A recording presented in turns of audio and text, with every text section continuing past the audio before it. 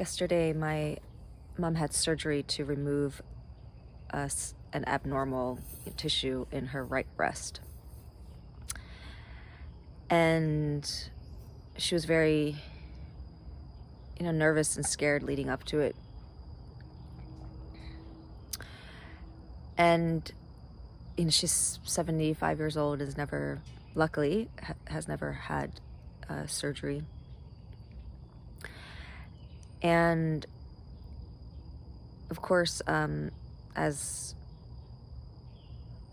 someone who works with energy, I kept asking for guidance around, was this the right thing to do? Should she maybe get a second opinion, or should we leave it alone? Because it's like a very small thing. And I know a lot of, just like the trend in medicine, Western medicine, is to kind of be very proactive about, removing or going to surgery. I have a back issue for a few years ago, and the MRI showed I had like a very severe herniated disc, and multiple surgeons and even chiropractors who don't usually suggest surgery were advising me to get it because, while you're young, it's just going to get worse. And, and I'm not against surgery, and I felt into it, but I didn't feel like that was the right course of action. It didn't feel like a real solution, just like a temporary measure. And now my back is fine. And what's interesting is when that happened, actually, I was living with this is the last partner I lived with. I was living in New York City, and never had back issues. And then one day I woke up and it's like I couldn't walk. I was in severe pain for days, and then I went to see an osteopath and different chiropractors. I started doing Pilates, and anyway, it was a journey. And when I looked within, I was asking, like, what was the sort of spiritual lesson behind the physical manifestation. And what I was told was that it was about the ways that I betrayed myself through relationships with men, through sexuality. So for my mom, with this breast like abnormality, it's like once you cut, you can't go back. So I really wanted to be able to reassure her, or just receive guidance around making the quote unquote right decision. But what I would receive when I asked for guidance was just be present with her, be kind to her, like trust her path. There's nothing for me to do. I was actually told that the rose spirit was going to be working with her, which is her flower spirit guide. But I know my mom doesn't consciously know how to connect with that spirit. So, I was like, do I need to, find a healer that can help her communicate with this spirit, or channel it for her?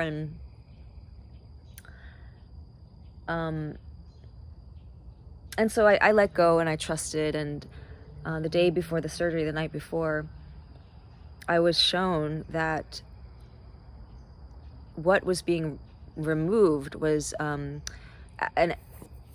energy that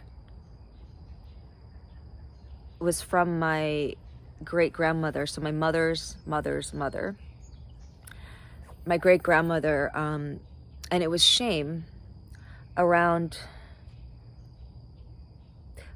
believing she was a bad woman. And the reason for that was because she didn't want to have kids. She never wanted to have children. And even today, that's not always understood. But definitely back in the day in Korea, it's kind of considered abnormal to not, have like a maternal instinct or to desire children. So she kind of had carried this this shame till she died. And in fact, she did have children, but she left my grandmother when my grandmother was like a baby. And she tried to come back into her children's life. She had a son and a daughter. When my grandmother was like around 12 or 13 years old, she met her mom again, and her mom was wealthy and asked her to come back and live with her, and my grandmother didn't really want anything to do with her. And so my great-grandmother died with this feeling of shame around being a bad woman, not being the kind of woman she was supposed to be. And then my grandmother didn't want to have children, and she did not seem ashamed about it. She was quite outspoken about it. She like resisted getting married. She was arranged with my grandfather, and my grandfather wanted to marry her, and she refused him. And there's a whole story around that. Like, he ended up leaving Korea and running away to China because he was like so depressed and agitated that my grandmother said no. And then my grandfather's father had to find him and sort of like begged my grandmother and her family to like reconsider. And anyway, they ended up getting married. But apparently after my grandmother's second child, which was my mother, so she had her first son, my uncle, and then my mother, she tried to run away. I didn't think of that.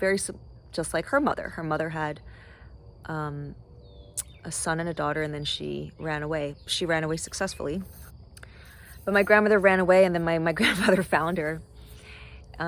She wanted to be a singer, professional singer. Use her voice. She came back home and ended up having 6 more kids. And my uncles to this day have a lot of resentment for how cold their mother was, my grandmother. They saw her as, not having any maternal instinct, and because she was depressed for a lot of that time of parenting, and could be judged as, selfish, and she wasn't a traditional maternal type. And then my mother actually wanted to have like many children, but my father didn't want to. After she had, they aborted because it wasn't practical when they first got pregnant. And then they had my brother, they had me, and then my mom wanted more kids, but my dad wasn't so keen because of just the responsibility. And my mom always loved children. She I always thought it was sad that she never breastfed us, and my brother, she was separated from my brother when he was a baby for a few years. He had to be taken care of by my grandmother in Korea. And again, a grandmother that wasn't very like loving and nurturing in the motherly way, because my mom was working all the time. And I always thought, wow, if my mom had been in different circumstances, I really feel like she would have deeply enjoyed motherhood. Just like the physicality. She said she loved being pregnant. Just the physicality of being close with the baby and just having time.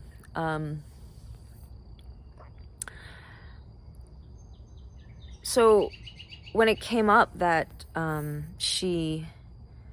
this shame from my great grandmother was like sort of living inside of her body and manifested as this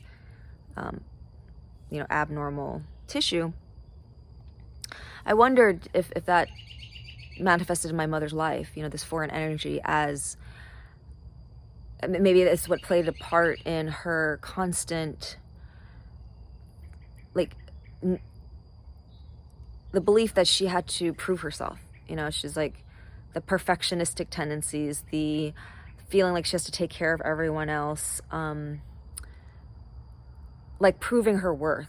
right? Like, as I said in the first show, like my mother's high blood pressure, the energy behind that is that since she was a very little girl, she like never had the chance to play, to feel free.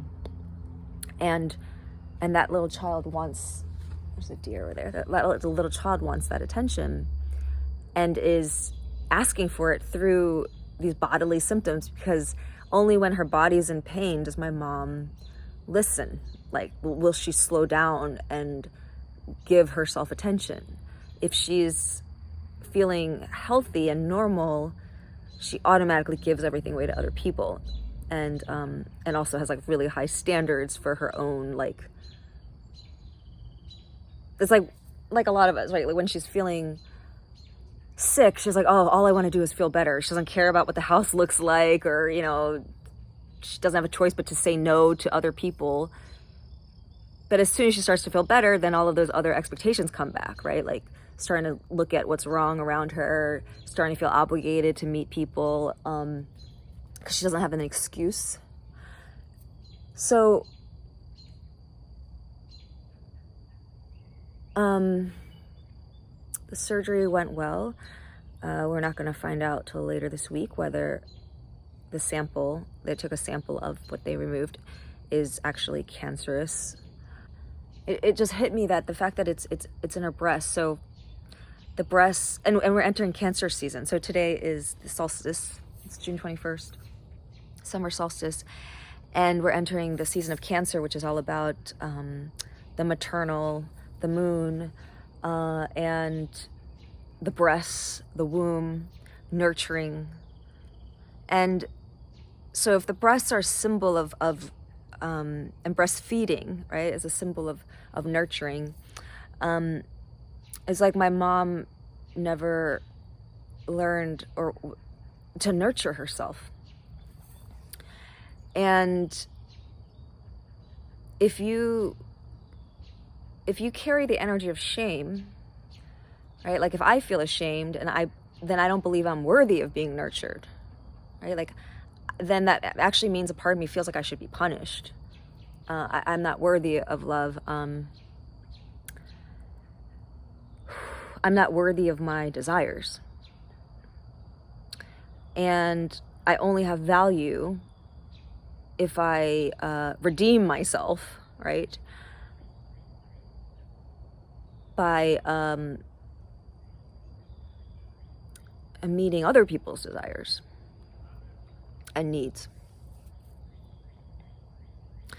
And so it just felt like a full circle thing where I could see that my mom was like removing this from her body in this very physical way on behalf of like my lineage, our lineage, and me, you know, so that like as I come to that choice point of you know, whether to have a child myself, like that it may come from a place of freedom, not, you know, that if there's a part of me that believes I should have a child, even though I'm not conscious of that, but like because of the conditioning of the culture, and or because of this shame of like, I'm not a good woman, I'm not a whole woman if I don't become a mother in a physical sense, or even, and then if I do want a child, like that it comes from a place of that, like I desire it, and that I'm not going to pass on this shame that somehow a woman is not complete or okay, acceptable just as she is, however she may differ or be alike from what surrounds her and what has been reflected around her. You know, because it's interesting, because in my mom's family, it's like almost, I think it would have been easy for my mom to feel ashamed about wanting to just be a mother. Like when I asked my mom what if she had dreams when she was young, she'd say like, no, I just wanted to have a family. And I thought that was really beautiful, but a lot of people have told her, because she has a very strong personality and she's beautiful and smart and like good at almost everything she does, especially physically with her hands. you know, that thing of like, you didn't live your potential, like you could have been anything. And, you know, I always thought, well, if she had been in Korea, she would have done amazing things. But because she was an immigrant and reduced to working at convenience stores, she didn't get to express herself fully. But maybe what she really desired was to be a mother, and that maybe that would have totally fulfilled her, if she had had the chance to really experience that fully without feeling like she had to work, you know, to support her parents and her brothers and my father. So who knows what could have been. But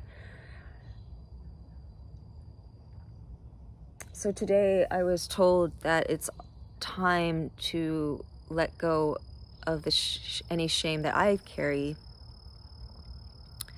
And I realized that I've been, since the funeral of the dead babies in my family, I've had this tray outside with this art. This is part of an art piece by my friend Bo Kim, an amazing, just like a genius Korean artist, not Korean American. And she did an interactive art piece where she I don't know, I cannot remember exactly right now, it was a few years ago, but I believe she had people like write down what they wished to release, and then she onto leaves, and then she swam into the bottom of a natural pond and left them there. And I wanted to participate, but she was in another country, and so she did it on my behalf. I told her I wanted to let go of the ways I betrayed myself for men, because I knew that was something that I was still carrying. And then she mailed this to me, what she wrote. Yeah, so maybe it was that she collected leaves from the bottom of a pond, and yeah, I'll have to ask her about that later. So this has been sitting out here. I thought I was going to bury it when we had the funeral, but I didn't feel quite time yet. So it's been sitting here under the sun and the rain and the moon, and I feel like maybe time to do something with that tonight. Because for me, the ways that I betrayed myself, I mean, I don't know, I guess I feel like we would never betray ourselves if it wasn't out of some sort of shame or belief that we are not worthy in some way of our own needs and desires. So in this fifth layer of this painting, the surfer had become a mermaid with wings, and then a flower coming out of a womb of water. And it sat there like that for about a year until Tony and I did a photo shoot where I was outside in nature. And this particular photo, I felt like the tree behind me looked like the vertebrae of wings, and the position of my legs reminded me of a fin. And I was like, oh my gosh, this is the mermaid with wings image. And the fact that it was a photo of me,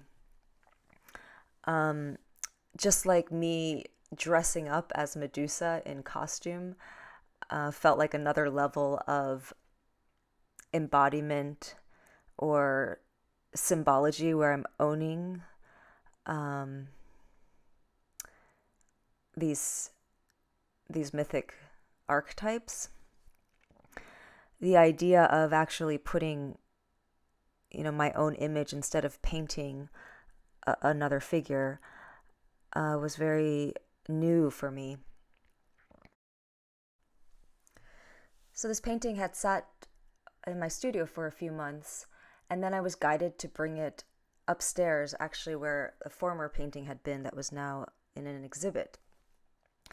And suddenly I felt really shy because, I'm naked in the photo and my parents would see it. And I was conflicted because on one hand, I thought, I should be totally comfortable. This is art. Um, all my work is about reclaiming innocence and not being ashamed to be naked. And yet, why don't I feel comfortable with this? I had these photos, actually Xerox copies of men from my past that I had planned to use for a project, and I saw them, and I was suddenly like, oh, I'm going to paste them over parts of my body. And strangely, ironically, I felt more comfortable with these showing, like my father, faces of men covering my private parts than just having myself be naked. So I poured my blood into each of these cups, and then I was asking what to do with it, and I'm painting. I feel like it's like I'm, this sort of looks like a womb, right? Um, and I'm gonna, it's like I'm rebirthing myself in my own blood. And I'm gonna paint, so it's like reclaiming my own body. So this was looked like the ocean, but it's also, which the ocean is the womb of Mother Earth, and it's mine. My own blood is the ocean that I'm like Aphrodite. Yeah, like Aphrodite. She was born, and Lakshmi actually also born from. So the myth of Aphrodite is she was born from the castrated genitals of a god who I think ate his own children or killed them. So she was born of violence. And Lakshmi came out of like when the poison was churned in the ocean, she came up like a lotus rising from the mud. It's that kind of idea that from violence and destruction, something new emerges that is beautiful beyond what has ever been before.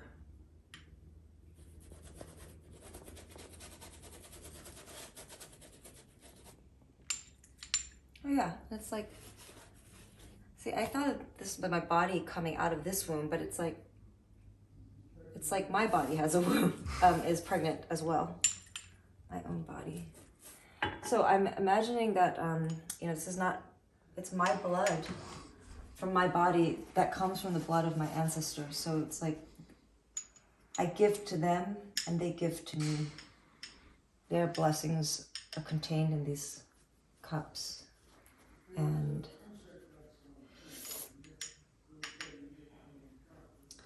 I receive as they receive me.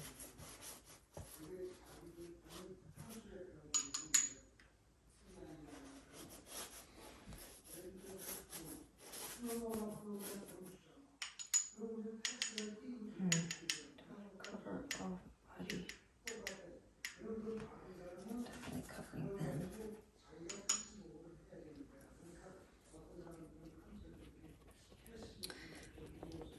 So all these relationships weren't negative, but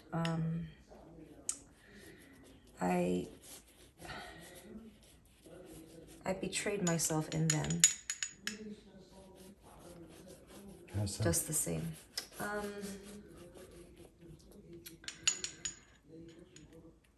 I lost myself. Like I didn't pay attention to my own body and my own desires, and I responded to their desires, even when some of them really wanted, they really wanted me to be happy and they wanted to feel me and my desire, like as you have said, but I didn't know. I wasn't able to, I didn't know how to do that. So I have a lot of blood here. This one is from my grandmother, my father's mother. I'm just wondering what wants to be covered. Is it my whole body? Yeah.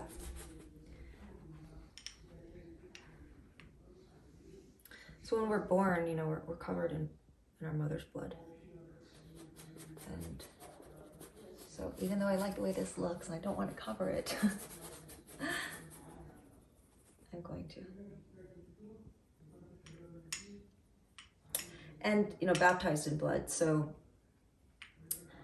that idea that, you know, the moon blood was seen as sacred in ancient times. The blood of Isis is what turned men into pharaohs. It's what turned a man into a king, a channel for the divine. The consecration was originally, it wasn't holy water, it wasn't blessing from the fucking Pope, it was woman's blood. That represented the blood of Mother Earth, the power to create life, which is what is divine, the power to create. And that was honored. And it's been forgotten. And now we are remembering.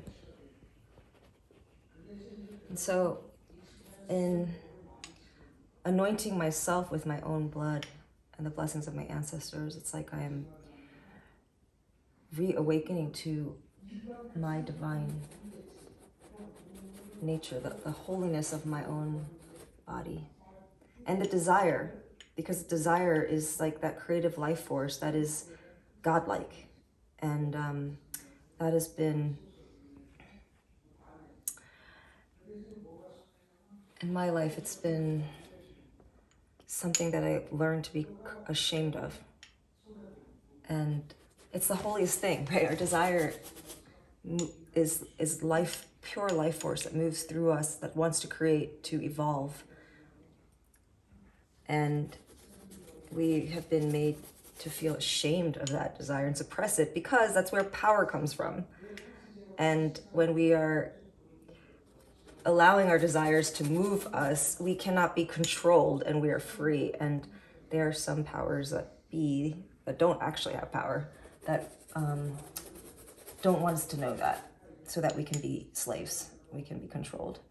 And, you know, there's many ways I have been a slave without even knowing it. I thought I was free. I thought I was choosing, like these men, I thought I was liberated. But I was not free. And that's the worst kind of, you know, that's the worst kind of slavery, right? It's like when we don't even know that we're enslaved. It's like when the one who is oppressed doesn't even realize. So there's no fight, there's no motivation to change because you think you're free. You think because we have all these choices in this consumer capitalist society, we can choose what we eat, we can choose who we sleep with, we can choose the color of our car, and we're asleep to the fact that we're actually slaves to the deep conditioning that doesn't allow us to actually go for what we really want, which is beyond all of these superficial choices that we are kept busy with, really. Kept busy so that we can't even feel what actually wants to move through us and be created. So instead we consume. And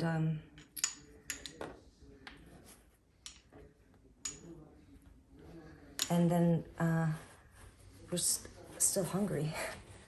No matter how much you consume. How many people have I been with who still feel empty?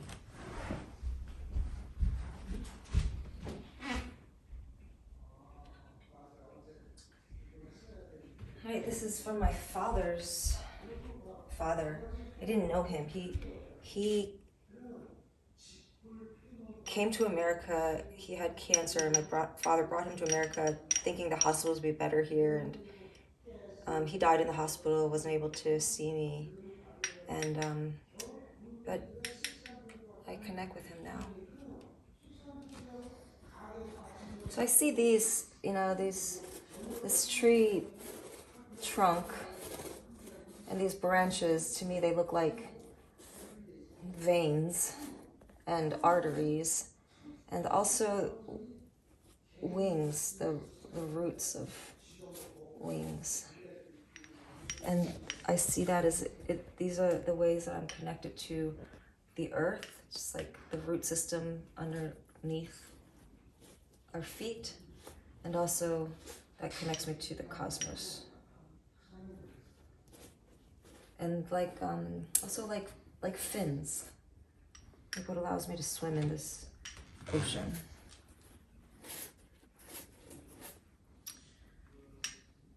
Free and held at the same time.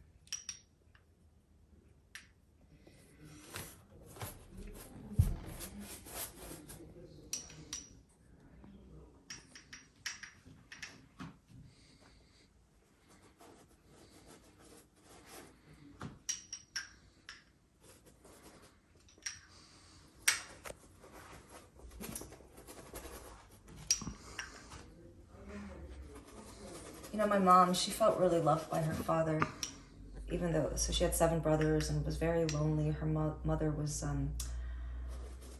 my grandmother was left as a baby. And so she didn't know maternal love, and she didn't really know how to give it. She never received it. So I think my mother felt that loss, but her father, she felt loved by her father. And when I was young, I didn't feel, I love my parents, but I didn't feel like they were, I didn't feel held. I didn't feel protected. They were too busy, surviving as immigrants here. And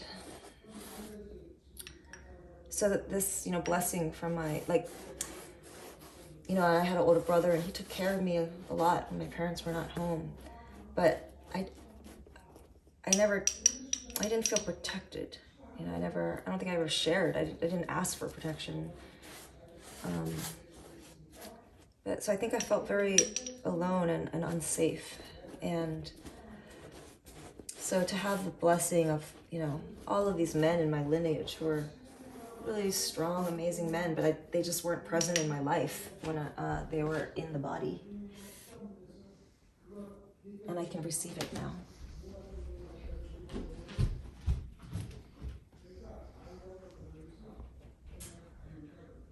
All right, and this is from my mother's father.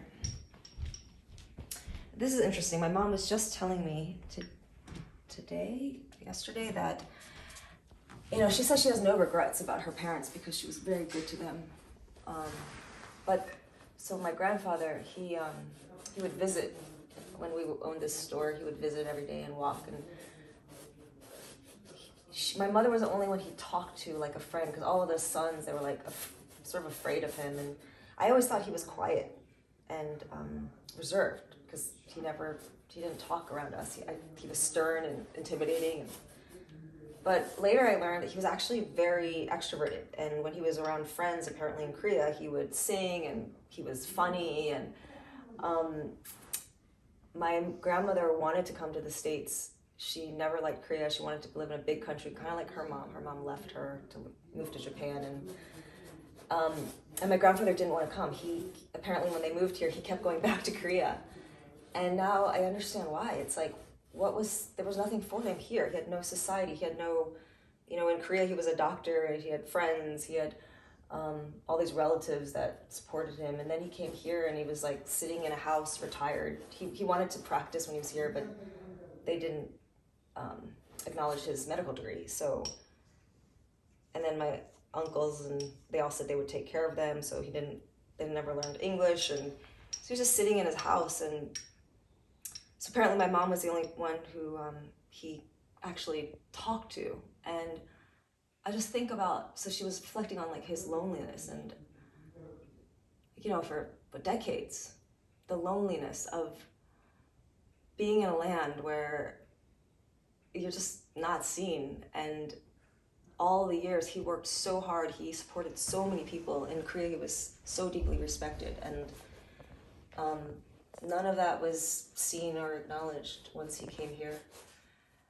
And yeah, again, so to receive, to be able to communicate with him now, and see more of him, not just as this like sort of scary old man who sits in the dark and watches TV, and,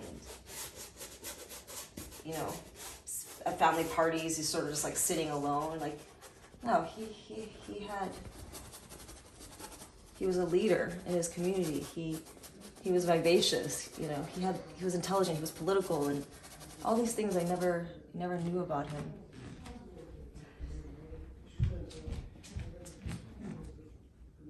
Okay, and this is my twins blessing. So I think another aspect of like my challenge with being in this body and claiming my own desire was that, you know, I had a twin in the womb and she didn't live. And I think unconsciously, I blame myself for that like I lived and she didn't, and I didn't deserve to be happy, or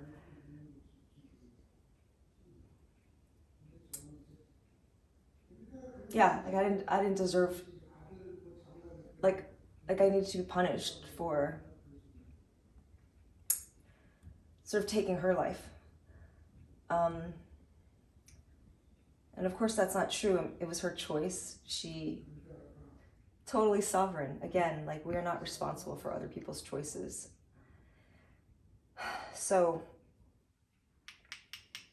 I receive this blessing from her, and like I release that sense that I somehow, that me living fully is somehow taking away from someone else, that it's somehow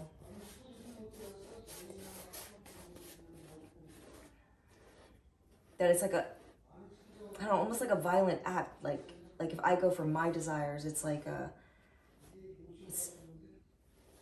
it's hurting. You know, it's like killing someone else.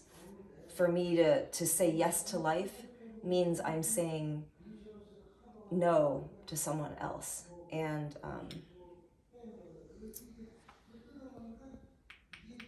yeah, it's like, no, when I say yes, I am one with life. I'm one with all those that I've ever been connected to and will connect to.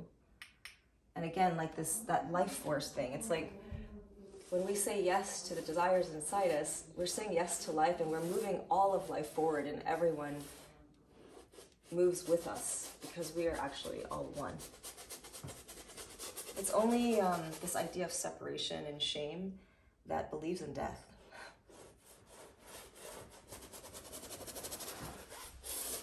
There's no death.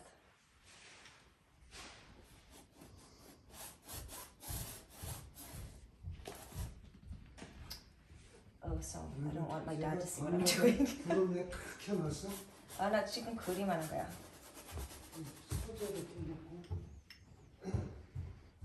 So it's funny, my dad just said, why are all the lights on so bright? And that's funny because my grandfather, like I said, he would sit in the dark. So he worked his ass off his whole life. He sent his nephews and you know, all these people that weren't even related to him to college and paid for everyone, and he never spent a dime on himself. And when he moved to America, he would, I remember going to my grandpa's house, it would always be dark because that was like, he was frugal. And my dad has that too, you know, so we have this house, we have like chandeliers, lamps everywhere, and we don't use them. And when I turn them on, it's like, my parents would only turn the lights on in the house when we had like guests or parties. like, what is that? And so it's just for show, it's for others. Yeah. Turning the light on for ourselves.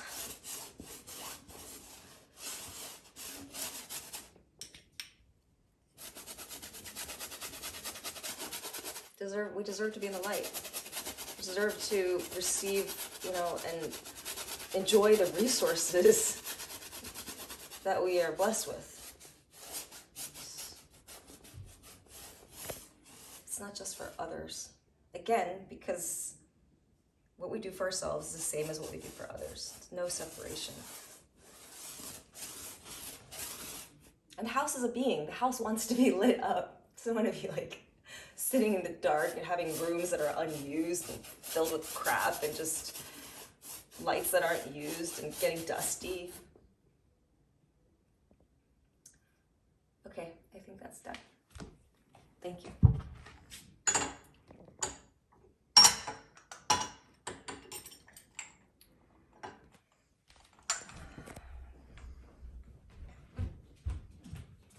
Oh, and how funny is it? This is the thing, my relationship with my father, like the emotional disconnection. Like I'm sitting here painting with my blood. I hear his voice and I'm kind of afraid, oh, he's gonna ask what I'm doing.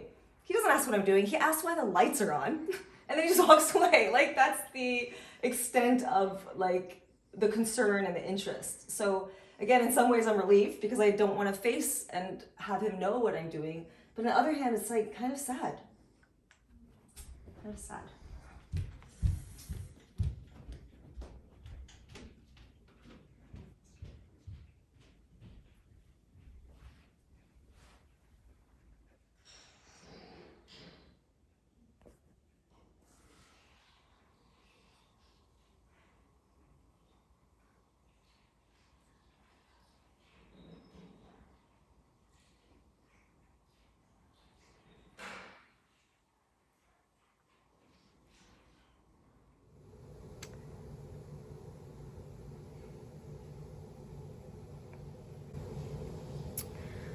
This is a mosaic I started from this piece of glass I found years ago. This is my last name in Korean. The character is E. It means plum tree. And the plum stands for patience.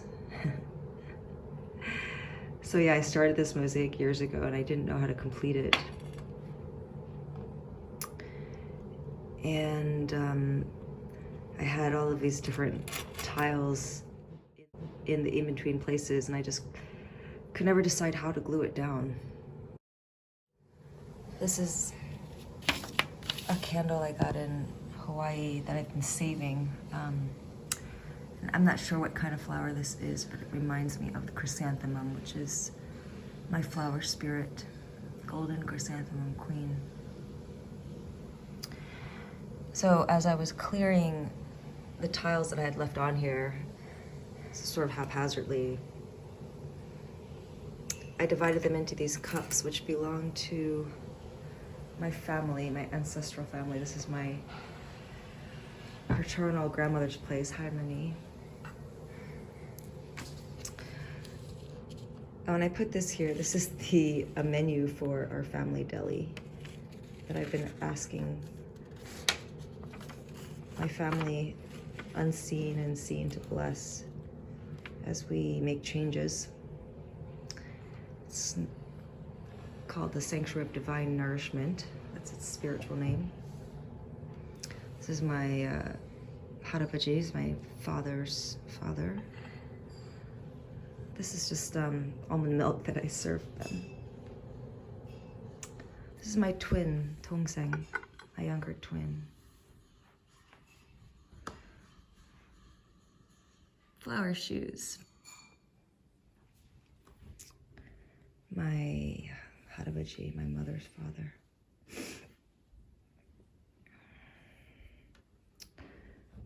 Harmony, my mother's mother.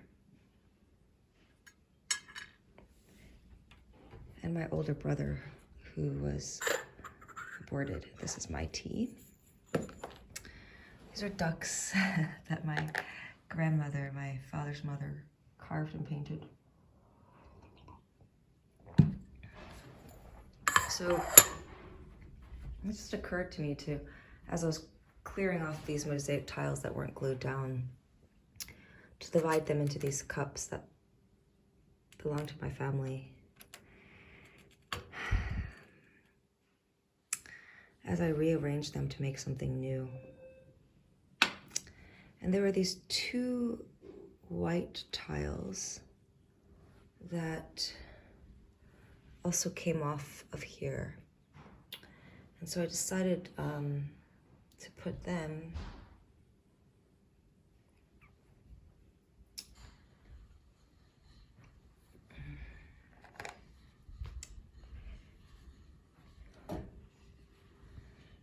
one in the milk. I think this one stands for me and my twin. And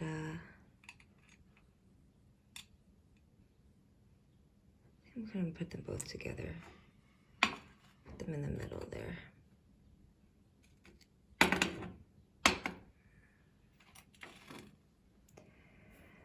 And I'm going to create something new.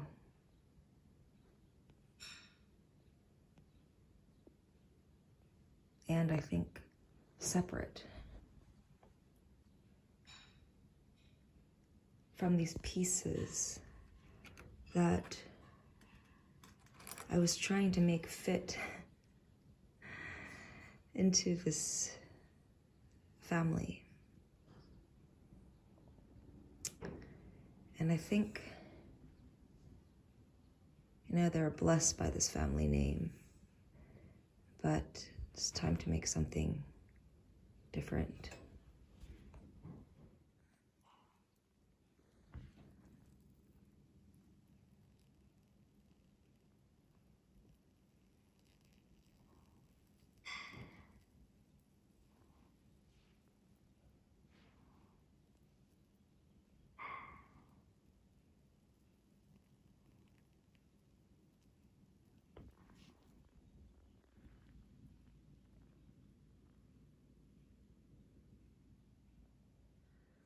So I was guided to fill in these empty spaces with red tile, which reminded me of the blood that I ended up painting on that mermaid with wings painting. The single tile is part of a women's circle I'm in, a project. And we were supposed to make the tile using these tiles that she sent us, one member of the group. But those tiles make up the top, but the bottom I covered with tiles that I already had. Now, what I wanted to share is, so I was guided to do the next layer of this painting by adding mosaics. So first, I covered what looks to me like this womb, with the tiles from this women's circle, so new tiles. And then I ended up using the tiles that were in each of my family's cups to sort of outline these. These are actually from the original photo, they're branches, but to me they look like connection points, like vertebra or the veins of wings. And so to me, they represented like these ties to my family, to my ancestry that I come from, that connect me to the great beyond, the collective, the ocean of life. But then, as they come through me, sort of something very new and perhaps chaotic, not yet formed, is happening.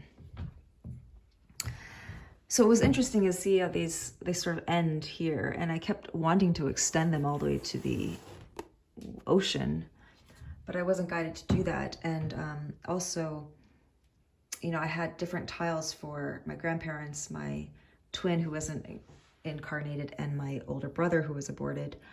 But I didn't have colors representing my parents. And I thought, you know, I definitely have been influenced and have ties to my parents. So I think my father is represented by this. So I added these red tiles, and I think they're going to come from the head. I'm not sure yet. And for my mother, I used these turquoise tiles that, you know, it's like the same color as the ocean. And then I realized, well, they don't really show up that well because they're the same color. So then I used these like whitish blue tiles. And then I really liked this transition. And then it started to feel like a loop, like a wing. There were marks on this painting from earlier that I was sort of tracing. These mirrored tiles are my grandmother, my maternal grandmother. And so suddenly it was like, oh yes, they're meant to connect in a loop. My mother is the one who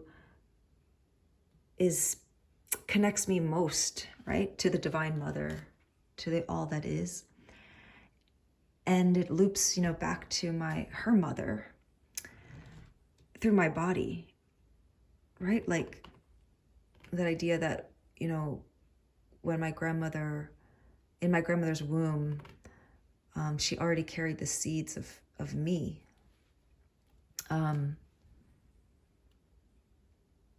Because she carried my mother who had the seeds of me within her womb.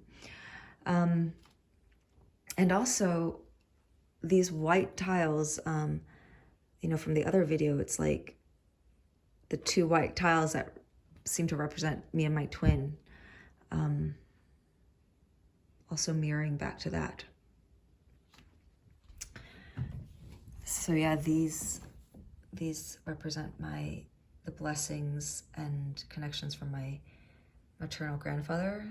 These, my unincarnated twin, maternal grandmother, my mother, my paternal grandmother, paternal grandfather, and my brother. So just this idea of if we want to receive, like if we imagine life or, you know, Mother Earth as a divine mother, to drink from the breast of the mother, to allow ourselves to be nourished by the breast of the Divine Mother, would mean that we have to believe that we are innocent, that we innately deserve to just receive without any work, like a child, like a baby, to just, that we are here to drink in the beauty and the love of life that is available to us. Just like we receive sunlight, the way a flower opens to the sun. Nothing, no part of us like hiding or feeling like we need to work harder before we drink that milk, and so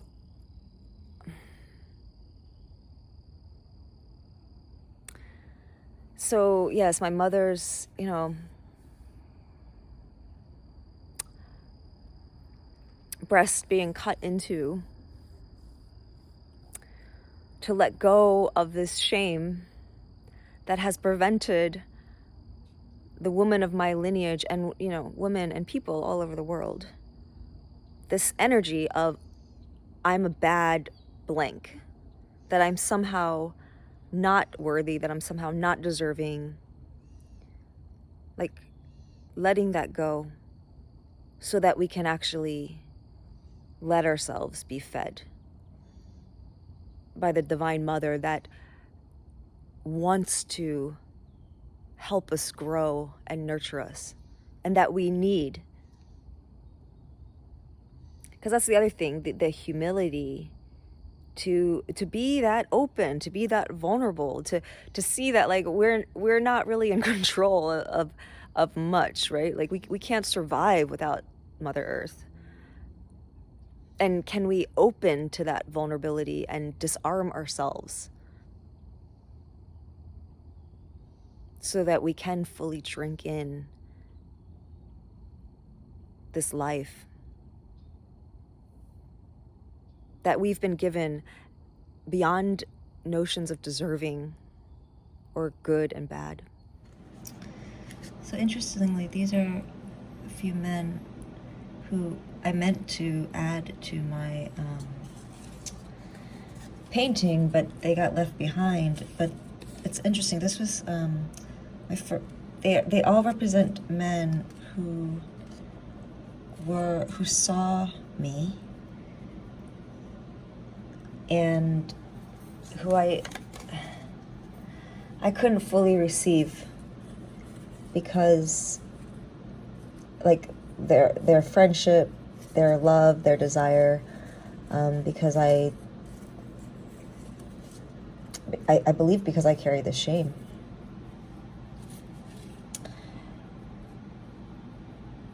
There's, different ways to betray ourselves, right? Sometimes I betrayed myself by behaving as if I had desire for men that I actually did not have desire for, like, because I wanted to please them.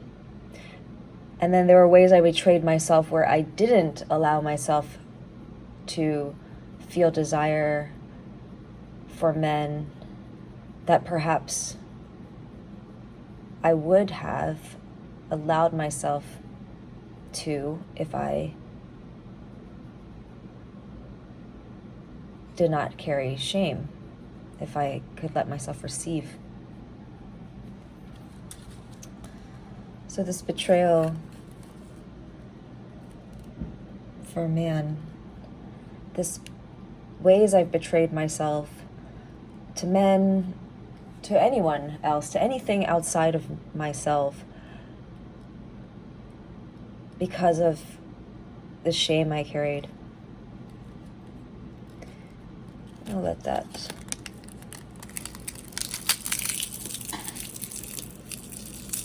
I'll let go of that today.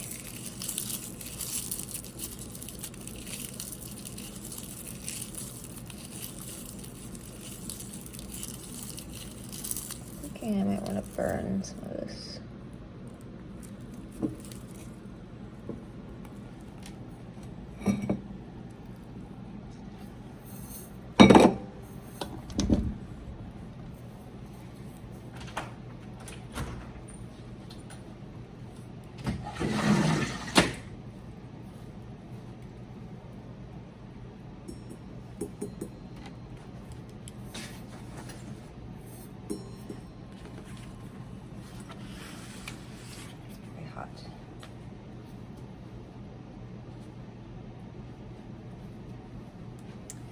I was really ready to burn.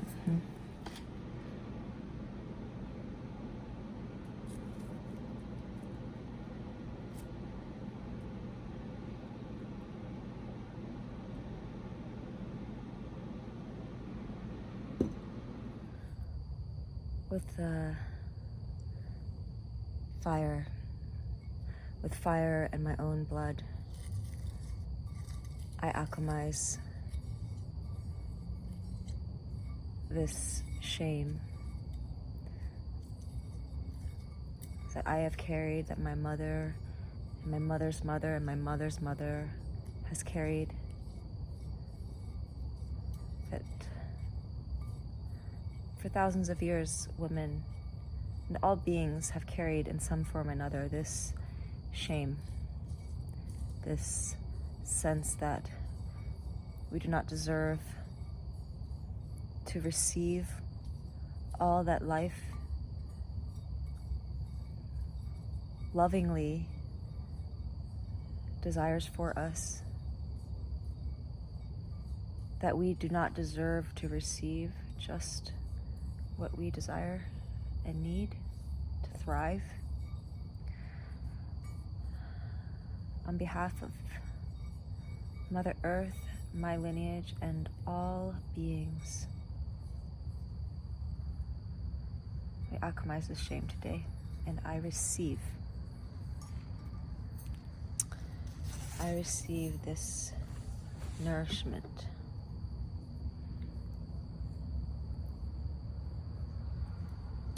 this new form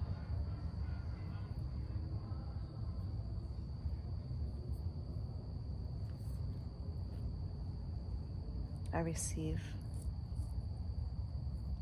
the jewel, the healing,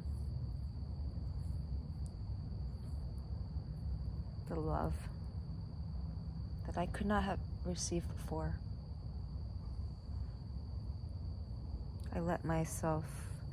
I give myself permission to drink.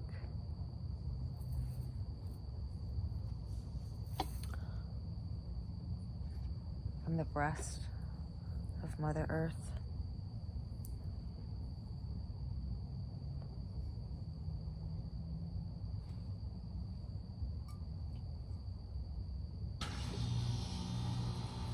To fill myself up.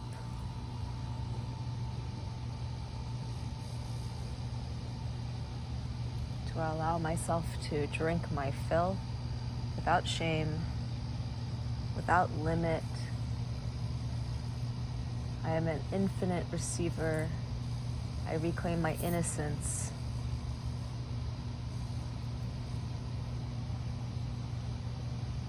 My wholeness,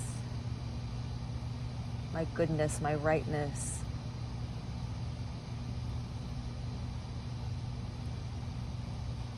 Beyond all notions of good and evil, I am.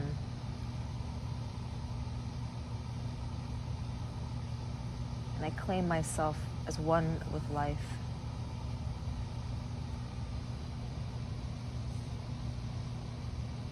I am one with my desires. And I allow life to nourish me and feed me as I nourish and feed her. And it is done.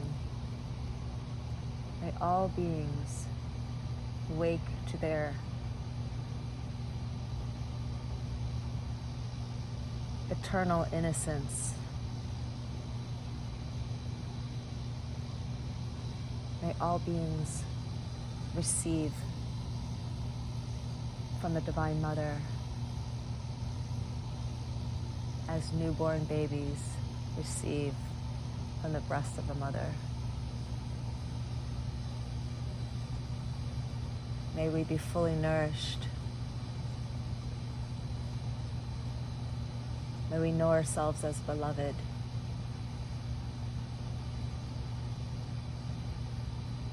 May we be one with life's desire.